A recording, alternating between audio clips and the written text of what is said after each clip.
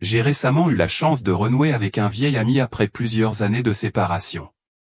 Malgré les nombreux changements que la vie nous a apportés, comme le mariage et le déménagement dans différents États, nous avons partagé une amitié profonde et significative. Au cours de notre conversation, je me suis senti poussé à partager l'Évangile avec lui. Cependant, sa réponse a été étonnamment indifférente. Étant donné notre proximité passée, je me suis senti à l'aise pour approfondir ses croyances. J'ai commencé par lui demander ce qu'il pense qu'il se passe après la mort. Au début, il était incertain, alors j'ai insisté, en lui demandant où, selon lui, une personne va après sa mort. Il a répondu sans détour, le paradis. Cela m'a intrigué, d'autant plus qu'il n'adhère pas aux enseignements bibliques. Je lui ai demandé pourquoi il s'accrochait à la croyance au paradis tout en rejetant d'autres aspects de la Bible. Sa réponse a été étonnamment simple, il souhaitait croire en l'existence du paradis. Je lui ai ensuite demandé ce qu'il pensait de l'enfer, en notant que la même source qui parle du paradis mentionne également l'enfer. Sa réponse a été claire, il ne croyait pas à l'enfer. Cette conversation a mis en lumière une tendance commune chez les gens. Beaucoup, comme mon ami, ont tendance à adhérer à des notions réconfortantes telles que le paradis tout en rejetant les aspects plus difficiles et troublants comme l'enfer. Ce qui m'a particulièrement frappé, c'est son acceptation du paradis tout en rejetant complètement le concept de l'enfer. Cela semble refléter une tendance humaine plus large à éviter d'affronter les dures réalités de notre existence. Cette attitude d'évitement rappelle le vieux mythe des autruches qui enfouissent leur tête dans le sable lorsqu'elles sont confrontées au danger. Une telle métaphore capture bien la tendance humaine répandue à esquiver ou à nier la question profonde et ultime de ce qui arrive à notre âme après notre départ de ce monde. Beaucoup d'entre nous choisissent d'ignorer la réalité inévitable de l'au-delà, préférant se laisser aller à des illusions réconfortantes. Dans un monde regorgeant de distractions et de divertissements, l'idée d'une vie après la mort, en particulier une vie aussi sereine et désirable que le paradis, sert d'échappatoire tentante. La promesse du paradis, un royaume de paix et de repos éternel, est universellement attrayante. Pourtant, paradoxalement, beaucoup de ceux qui aspirent à un tel paradis rejettent également le Dieu même à qui ce paradis appartient. Cette acceptation sélective révèle une vérité plus profonde et troublante sur la nature humaine, nous aspirons aux récompenses du ciel, mais nous évitons les responsabilités qu'implique la reconnaissance d'un Dieu tout-puissant. La Bible met en lumière ce phénomène dans 2 Corinthiens 4:4, qui déclare « Le Dieu de ce siècle a aveuglé l'intelligence des incrédules, pour qu'ils ne voient pas briller la splendeur de l'Évangile, qui manifeste la gloire de Christ, qui est l'image de Dieu. » Ce verset souligne que ceux qui rejettent l'Évangile ne sont pas simplement mal informés, ils sont activement aveuglés par Satan, le trompeur. Cet aveuglement spirituel représente une évasion délibérée de la vérité, motivée par les tromperies du monde qui nous entoure. Pourtant, cet aveuglement n'est pas seulement l'œuvre d'un trompeur extérieur, il implique également une ignorance volontaire. Le refus de reconnaître l'ensemble de la réalité spirituelle où le paradis et l'enfer reflète une réticence plus profonde à affronter les déficiences spirituelles personnelles et le besoin de rédemption. Il semble que reconnaître l'enfer nécessiterait un examen de conscience morale auquel beaucoup ne sont pas préparés. Par conséquent, ils se mettent la tête dans le sable, espérant avec espoir le paradis tout en rejetant les conditions fixées par leur Créateur. Imaginez un monde où la vérité est adaptée au confort personnel, où les lois divines sont réécrites ou ignorées pour satisfaire des désirs passagers. Un tel chemin mène à la léthargie spirituelle, laissant l'âme non préparée à l'au-delà et confrontée à des conséquences éternelles. La réalité selon laquelle nos choix ont une signification éternelle devrait inciter non seulement à une reconnaissance superficielle, mais à un profond réveil spirituel, nous obligeant à affronter et à accepter toute l'étendue de la vérité spirituelle. En réfléchissant à nos propres croyances et aux zones de confort dans lesquelles nous nous sommes retranchés, nous devons remettre en question les notions mêmes qui nous empêchent d'affronter la pleine vérité de notre condition spirituelle. Il est temps de lever la tête du sable métaphorique et d'affronter la réalité de notre besoin d'un sauveur. En reconnaissant ce besoin, nous affrontons non seulement la réalité de l'enfer, mais nous acceptons aussi pleinement la promesse du paradis, non pas comme un simple espoir, mais comme un don qui nécessite une préparation par une vie vécue en communion consciente avec Dieu. L'un des aspects les plus cruciaux de notre foi est sa nature dogmatique et sans compromis. Dans un monde qui prône l'inclusion et l'idée de multiples chemins vers le ciel, il est essentiel que nous nous ancrions fermement dans les enseignements de Jésus-Christ. Nous devons nous plonger dans les enseignements explicites de notre Seigneur, qui a déclaré sans équivoque que lui seul est le chemin, la vérité et la vie. Il est essentiel que nous fassions preuve de discernement et que nous reconnaissions les enseignements trompeurs qui contredisent cette vérité fondamentale. La doctrine du salut est fermement enracinée dans les enseignements clairs de Jésus-Christ lui-même, qui a hardiment déclaré que son exclusivité était le seul chemin vers le salut. Dans Jean 14h6, Jésus affirme « Je suis le chemin, la vérité et la vie. Nul ne vient au Père que par moi. » Ces paroles sont directes et sans équivoque, ne laissant aucune place à l'ambiguïté ou à des interprétations multiples. Jésus ne se présente pas comme une option parmi d'autres, il affirme son rôle exclusif comme le seul moyen de réconciliation avec Dieu. En tant que disciples du Christ, nous devons nous en tenir fermement à cette vérité fondamentale, en reconnaissant qu'elle constitue l'essence même de notre foi. Les paroles de Jésus dans Jean 14h6 sont une déclaration ferme de son rôle unique dans notre salut. Il est le chemin vers le Père, l'incarnation de la vérité et la source de la vie abondante. Jésus n'a pas dit « Je suis l'un des chemins ». Sa déclaration est définitive et sans compromis, « Je suis le chemin ». Cette conviction devrait nous guider dans notre parcours spirituel, en veillant à ce que notre foi reste ancrée dans la vérité singulière du rôle exclusif du Christ dans notre salut. Ne voyez-vous pas que la croyance selon laquelle « tous les chemins mènent au ciel » est une profonde tromperie satanique ? Cet enseignement contredit directement les paroles mêmes de Jésus-Christ. L'idée que chaque chemin, religion ou système de croyance mène finalement à la vie éternelle est précisément ce que Satan veut faire croire au monde. En revanche, Jésus-Christ enseigne explicitement contre ce mensonge. Dans Matthieu 7, 13-14, il nous avertit, « Entrez par la porte étroite. Car large est la porte, spacieux est le chemin qui mène à la perdition, et il y en a beaucoup qui entrent par là. Mais étroite est la porte, resserré le chemin qui mène à la vie, et il y en a peu qui les trouvent. » Nous devons reconnaître la nature trompeuse de cette idéologie selon laquelle tous les chemins mènent au ciel, et affirmer la vérité exclusive de Jésus-Christ comme la seule porte vers la vie éternelle. Il est crucial de plonger dans les profondeurs de l'amour et de la miséricorde de Dieu, en reconnaissant que le salut se trouve exclusivement par la foi en Jésus-Christ. Avant d'explorer la revendication exclusive de Jésus-Christ comme chemin vers le ciel, il est essentiel de saisir l'amour et la miséricorde infinie de Dieu. Son immense amour pour l'humanité est démontré par l'envoi de son Fils, Jésus-Christ, sur terre. Par la mort sacrificielle de Jésus sur la croix, il a accompli l'acte d'amour ultime, rendant le salut accessible à tous. L'amour et la miséricorde de Dieu sont en effet le fondement de notre foi. Cependant, bien que l'amour et la miséricorde de Dieu soient illimités, le chemin vers la vie éternelle reste exclusif. Jésus lui-même l'a clairement indiqué dans Jean 14h6, en déclarant « Je suis le chemin, la vérité et la vie.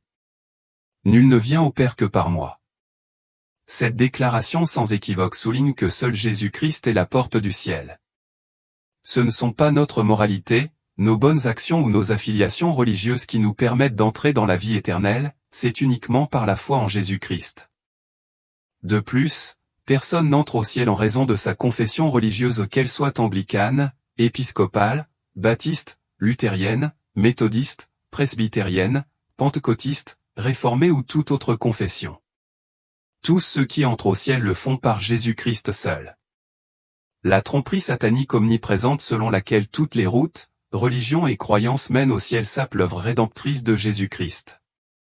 Cette croyance est fondamentalement antichristique, s'opposant aux enseignements de Jésus et attirant des millions de personnes dans un faux sentiment de sécurité. Cela détourne les gens de la vérité et du besoin essentiel de la foi personnelle en Christ, les éloignant de la réalité du salut par lui seul. Le salut n'est pas quelque chose que nous pouvons obtenir par nos propres efforts ou en adhérant à un système religieux particulier. C'est uniquement un don de la grâce de Dieu, reçu par la foi en Jésus-Christ. Lorsque les individus entendent le message de l'Évangile, leur conscience est souvent provoquée, remuée et réveillée. Mais pourquoi la conscience humaine réagit-elle si fortement à l'Évangile ? C'est parce qu'au fond d'elle-même, elle reconnaît la vérité ancrée dans le message. Lorsque les gens entendent qu'un créateur divin a méticuleusement conçu les cieux et la terre, leur conscience affirme cette vérité. Ils comprennent que la complexité complexe et la beauté époustouflante du monde ne peuvent être attribuées à une simple coïncidence ou au hasard. De même, lorsqu'ils apprennent que Dieu les a créés intentionnellement à sa propre image et qu'ils ne sont pas simplement des produits de l'évolution ou des animaux, leur conscience reconnaît leur valeur inhérente et leur identité unique. De plus, lorsque les gens entendent que le Créateur de l'univers s'attend à ce que sa création l'aime et lui obéisse selon ses lois, leur conscience résonne avec cette attente. Pourtant, bien qu'ils reconnaissent ces vérités, beaucoup luttent avec leur conscience lorsqu'ils sont confrontés au message de l'Évangile. La raison de cette lutte est simple, l'Évangile expose notre culpabilité. Qui est prêt à affronter sa propre culpabilité? C'est pourquoi beaucoup de gens refoulent le message de l'Évangile, il met en lumière leurs responsabilités personnelles et leur culpabilité devant un Dieu saint. L'idée que « tous les chemins mènent au ciel » est séduisante car elle évite cette confrontation inconfortable. Contrairement à l'Évangile, qui met en évidence nos défauts et notre incapacité à satisfaire aux normes parfaites de Dieu, l'idée d'une acceptation universelle ne nous met pas au défi. Elle offre un faux sentiment de sécurité en ignorant le jugement moral et spirituel que l'Évangile exige. Notre conscience affirme que nous sommes tous coupables et que nous n'avons pas atteint les normes de Dieu. L'inconfort d'affronter notre culpabilité et les conséquences de nos actes nous conduit souvent à rejeter l'appel clair de l'Évangile. Au fond de nous, nous sommes conscients de notre incapacité à respecter les commandements de Dieu et à vivre selon ses lois. Nous reconnaissons que nous avons péché contre un Dieu éternel et infini, et cette prise de conscience peut être profondément troublante. Cette prise de conscience de notre culpabilité pèse lourdement sur notre cœur. Pourtant, plutôt que d'affronter directement cette vérité, de nombreuses personnes choisissent de la réprimer.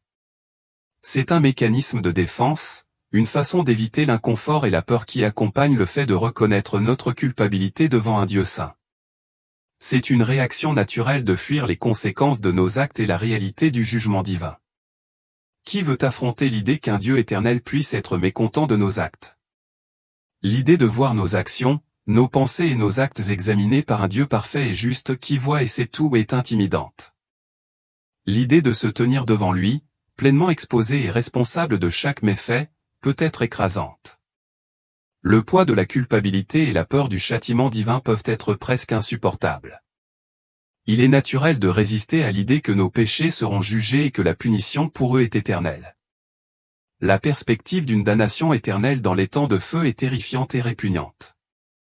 L'instinct humain nous pousse donc à nous éloigner de ces dures réalités, à chercher du réconfort dans l'ignorance, le déni ou l'idée trompeuse selon laquelle tous les chemins mènent au ciel. Cependant, ce malaise et cette lutte contre la vérité sont en fait des invitations à rechercher la rédemption et le salut. Le message de l'Évangile offre un remède à la culpabilité et à la peur qui affligent notre conscience. Par Jésus-Christ, Dieu étend son amour, sa miséricorde et son pardon à tous ceux qui croient en lui. Il offre un moyen d'échapper aux conséquences éternelles du péché et de trouver la vie éternelle en lui. Bien qu'il puisse être difficile d'affronter la vérité de notre culpabilité et le jugement que nous méritons, c'est en le reconnaissant que nous pouvons pleinement apprécier l'immense grâce et le salut offert par Dieu. Au lieu de réprimer la vérité, nous devrions l'accepter avec humilité et nous tourner vers Jésus, qui est le chemin, la vérité et la vie. Puissions-nous trouver réconfort, paix et assurance dans son amour rédempteur et lui permettre de transformer nos vies. Contrairement à la croyance populaire, ce ne sont pas les personnes moralement droites ou celles qui se considèrent comme bonnes qui ont accès au ciel. La réalité est que nous sommes tous des pécheurs qui ont besoin de la grâce de Dieu. Comme nous le rappelle Romains 3h23, car tous ont péché et sont privés de la gloire de Dieu. C'est uniquement par la faveur imméritée de Dieu et la puissance transformatrice du sacrifice du Christ que nous pouvons être sauvés. Notre foi en Jésus-Christ est la clé qui ouvre la porte du ciel. Alors que nous concluons notre exploration de l'exclusivité de Jésus-Christ comme seul chemin vers le ciel, réaffirmons fermement que le salut se trouve en Christ seul. Bien que l'amour et la miséricorde de Dieu soient sans limite, son plan de rédemption est spécifique et intentionnel. Nous devons rejeter la tromperie satanique selon laquelle toutes les routes, religion et croyance mènent au ciel. Au lieu de cela, nous devrions accepter la vérité profonde selon laquelle les pécheurs sont sauvés par la grâce par la foi en Jésus-Christ et, ainsi, trouvent la vie éternelle. Restons vigilants en partageant cette vérité avec les autres, en les invitant à accepter Jésus comme leur Seigneur et Sauveur. Nous sommes appelés à vivre comme des témoignages vivants de l'amour et de la miséricorde de Dieu, reflétant le pouvoir transformateur du Christ dans nos vies. Avec compassion et grâce, nous devrions dénoncer les tromperies qui détournent les gens du chemin étroit qui mène à la vie éternelle. L'exclusivité du Christ comme voie unique vers le ciel n'a pas pour but de diminuer la valeur des autres, mais de servir de phare d'espoir et d'assurance pour toute l'humanité. En Christ, nous trouvons la source de la rédemption et le chemin de la réconciliation avec Dieu. Sa mort sacrificielle sur la croix et sa résurrection victorieuse offrent les moyens de faire l'expérience du pardon des péchés et de restaurer notre relation avec le Père Céleste. Le terme « boîte de Pandore » est devenu une métaphore pour des situations pleines de problèmes potentiels qu'il vaut mieux laisser de côté. Originaire de la mythologie grecque, la boîte de Pandore raconte l'histoire de Pandore, qui a reçu une boîte en cadeau de mariage avec des instructions strictes de ne pas l'ouvrir. Poussée par la curiosité, elle a défié l'ordre, déchaînant la mort, le mal et la misère sur le monde. Ce conte souligne les conséquences profondes de la curiosité et de la désobéissance, servant de rappel de mise en garde sur les impacts à long terme de nos actions et de nos décisions. Dans le contexte de notre cheminement spirituel, il sert de rappel de l'importance d'adhérer à la vérité de l'Évangile et de la nécessité de naviguer dans notre foi avec discernement et responsabilité. En tant que chrétiens, nous ne souscrivons pas aux histoires mythologiques comme la boîte de Pandore, mais ce conte offre un contexte précieux pour comprendre sa signification métaphorique dans notre langue. Lorsque nous faisons référence à quelque chose comme une boîte de Pandore, nous décrivons une situation susceptible de révéler de nombreux problèmes imprévus. L'idiome « ouvrir une boîte de Pandore » reflète le potentiel de complications et de difficultés qui découlent de l'initiation de certaines actions. Par exemple, les réformes introduites par le ministre des Finances pourraient ouvrir une boîte de Pandore de problèmes industriels, ou un vice-chancelier pourrait refuser de s'engager dans une discussion sur le sujet, craignant les conséquences potentielles de l'ouverture d'une boîte de Pandore. Dans le contexte actuel, l'esprit de l'Antéchrist pousse beaucoup de gens à ouvrir une boîte de Pandore de vérités personnelles subjectives, et les conséquences sont évidentes à l'intérieur comme à l'extérieur de l'Église. Nous vivons à une époque où les vérités individuelles sont élevées au-dessus de la réalité objective, et les gens insistent de plus en plus pour que leurs vérités personnelles soient acceptées et approuvées, même lorsque ces vérités défient la cohérence logique. Ce changement a infiltré l'Église à un tel point que les gens s'approchent désormais de Dieu avec leurs propres stipulations et conditions. Considérez certaines des déclarations que j'ai entendues. Je suis chrétien, mais je ne crois pas que Jésus-Christ soit Dieu. Je suis chrétien, mais je crois que le christianisme n'est qu'un des nombreux chemins vers le ciel. Je suis chrétien, mais je ne suis pas complètement d'accord avec la Bible. Je suis chrétien, mais j'ai parfois l'impression que la Bible n'a pas toujours raison. Ce nouveau système de croyance qui se répand dans les églises donne la priorité à l'expérience personnelle plutôt qu'à la parole de Dieu, à la subjectivité plutôt qu'à l'objectivité et au sentiment plutôt qu'à la vérité. Un tel changement s'aligne sur l'esprit de l'Antéchrist, qui influence subtilement les gens à placer leurs expériences personnelles et leurs vérités individuelles au-dessus de l'autorité des Écritures. Si vous accordez plus d'importance à votre propre expérience personnelle ou à la vérité subjective de quelqu'un d'autre qu'à la Bible, vous ouvrez, en substance, la boîte de Pandore dans votre vie. La Bible nous avertit que l'esprit de l'Antéchrist est déjà à l'œuvre, façonnant les perceptions et les croyances dès maintenant. Alors que beaucoup anticipent une prise de contrôle spectaculaire de l'Antéchrist dans le futur, la préparation est déjà en cours par la dilution du message de l'Évangile et le discrédit de la Bible. Cet esprit exalte les expériences personnelles et les interprétations subjectives au-dessus de l'autorité absolue de la parole de Dieu, préparant ainsi le terrain pour l'arrivée éventuelle de l'Antéchrist. Je tiens à préciser ceci, si vos expériences ou vos émotions personnelles contredisent la parole de Dieu, elles sont incorrectes. Aujourd'hui, nous allons aborder chacune des 5 déclarations faites par ceux qui suivent leur propre version de la vérité. Je suis chrétien, mais je ne crois pas que Jésus-Christ soit Dieu. si vous ne croyez pas que Jésus-Christ est Dieu, vous ne croyez pas au Jésus-Christ de la Bible. Au lieu de cela, vous adhérez à une version de Jésus-Christ qui diffère de la représentation biblique. La Bible identifie clairement Jésus-Christ comme Dieu. Dans Matthieu 1h23, la prophétie d'Isaïe s'accomplit lorsque l'ange dit à Joseph que l'enfant né de Marie s'appellera Emmanuel, ce qui signifie « Dieu avec nous ». Ce nom révèle la vérité profonde que Jésus est à la fois pleinement Dieu et pleinement humain. Par sa naissance, Dieu a choisi de demeurer parmi son peuple, comblant le fossé entre le ciel et la terre. Tout au long des évangiles, Jésus démontre des attributs divins qui confirment sa divinité. Il possède l'autorité de pardonner les péchés, de guérir les malades, de ressusciter les morts et d'accomplir des miracles ou des actions qui affirment sa nature divine et son unité avec le Père. Jésus lui-même a proclamé sa divinité à plusieurs reprises. Dans Jean 8h58, il déclare « Avant qu'Abraham fût né, je suis », s'identifiant au nom divin donné à Moïse. Dans Jean 10h30, Jésus affirme « Moi et le Père sommes un », affirmant son unité avec Dieu. Ces déclarations confirment sans équivoque que Jésus est Dieu. Renier la divinité de Jésus équivaut à ouvrir la boîte de Pandore dans votre vie. Bien que le fait d'être incorrect sur des doctrines comme la dîme ou les événements de la fin des temps ne compromettent pas votre salut, mal comprendre ou rejeter la nature du Christ est fondamentalement grave. Il est essentiel d'adorer le vrai Jésus-Christ, tel que révélé dans les Écritures, qui est Dieu.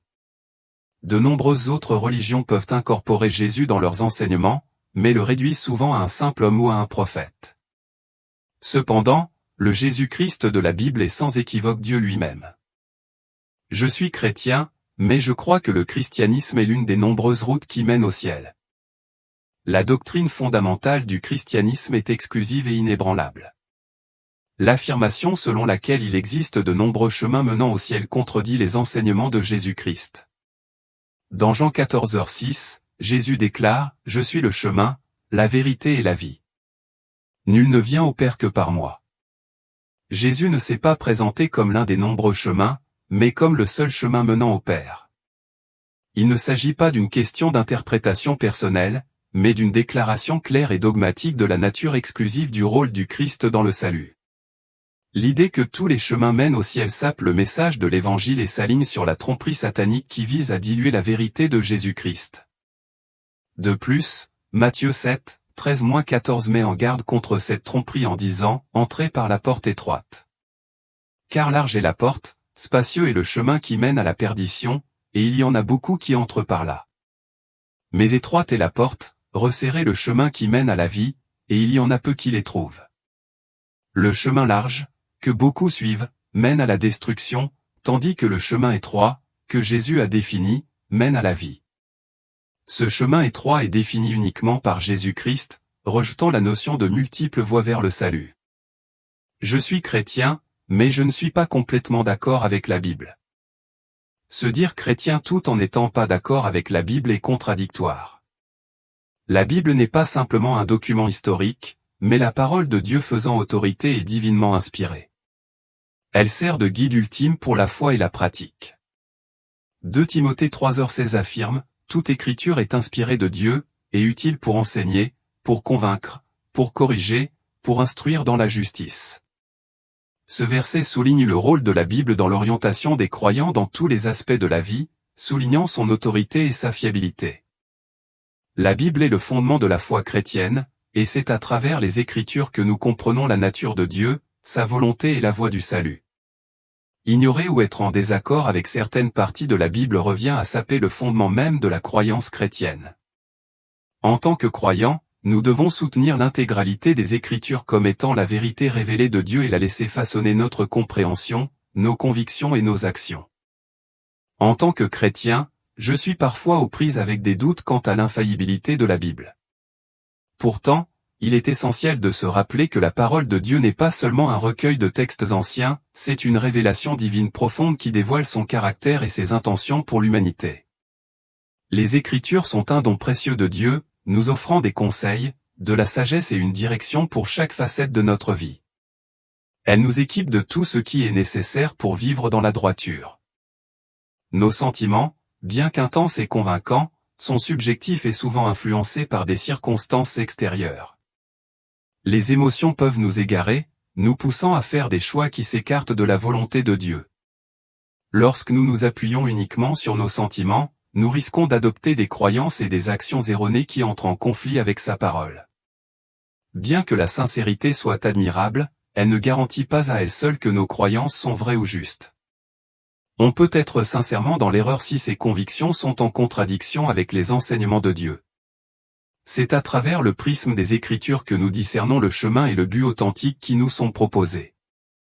Adopter la parole de Dieu comme référence pour notre vie est d'une importance capitale. Elle sert de fil à plomb, mesurant nos pensées, nos actions et nos croyances par rapport à la vérité divine. En nous alignant sur les vérités révélées dans les Écritures, nous gagnons en clarté, en objectif et en véritable liberté. La parole de Dieu devient notre lumière directrice, éclairant notre chemin et nous donnant les moyens de vivre selon sa volonté. Cependant, embrasser la parole de Dieu exige à la fois humilité et soumission. Nous devons reconnaître nos propres limites et reconnaître que sa parole transcende notre compréhension. C'est par cette humble posture que nous nous ouvrons à la sagesse divine contenue dans les Écritures. L'obéissance à la parole de Dieu n'est pas une simple conformité, mais une expression sincère d'amour et de confiance en celui qui sait ce qui est le mieux pour nous. En conclusion, restons fermes sur le fondement inébranlable de la parole de Dieu. Son autorité et sa fiabilité dépassent de loin nos émotions et nos préférences personnelles. Alors que nous naviguons dans les complexités de la vie, puissions-nous nous efforcer de nous aligner sur les vérités et les promesses intemporelles révélées dans les Écritures. Soumettons-nous humblement à ses enseignements, en lui permettant de façonner nos croyances, nos actions et, en fin de compte, notre vie. La sainte parole de Dieu est vraie devant le Seigneur, et en la suivant, nous trouvons une vie fermement enracinée dans la vérité, guidée par la sagesse et ancrée dans son amour. Même si le monde change, nous n'avons pas besoin de nous conformer à ses valeurs changeantes. En tant que chrétiens, chérissons et défendons la vérité éternelle de la parole de Dieu.